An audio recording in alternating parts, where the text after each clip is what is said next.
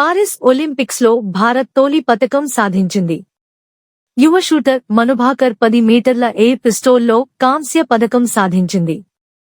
Olympics లో shooting లో పతకం సాధించిన తొలి భారత మహిళా షూటర్గా రికార్డు నెలకొల్పారు.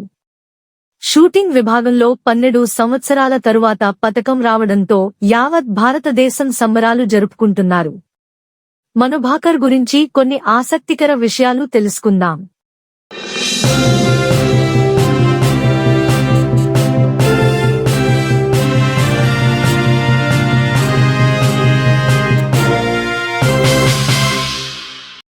మనుభాకర్ ఫిబ్రవరి 18, 2002లో హర్యానాలో జన్మించారు.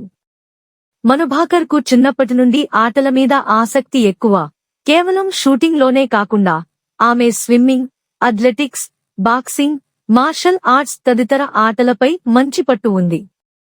స్కూల్లో చదువుతున్న రోజులలో ఎటువంటి షూటింగ్ పరిజ్ఞానం లేకుండా ఒకరోజు సరదాగా 7.5 మార్క్ నుంచి షూట్ చేసి అందరినీ ఆశ్చర్యానికి గురిచేశారు.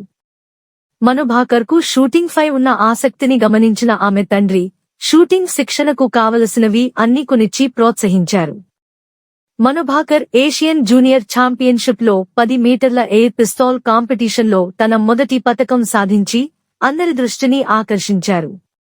1994 ఏషియన్ గేమ్స్ లో గోల్డ్ మెడల్ సాధించిన జస్పాల్ రాణా ఆమె కోచ్ గా వ్యవహరించారు. ఆమె ముందు ఎన్నో పతకాలు సాధించి దేశం గర్వించే క్రీడాకారిణిగా ఎదగాలని కోరుకుంటూ ది మ్యాడ్ రిపోర్టర్ తరపున ఆమెకు ప్రత్యేక అభినందనలు. The mad reporter.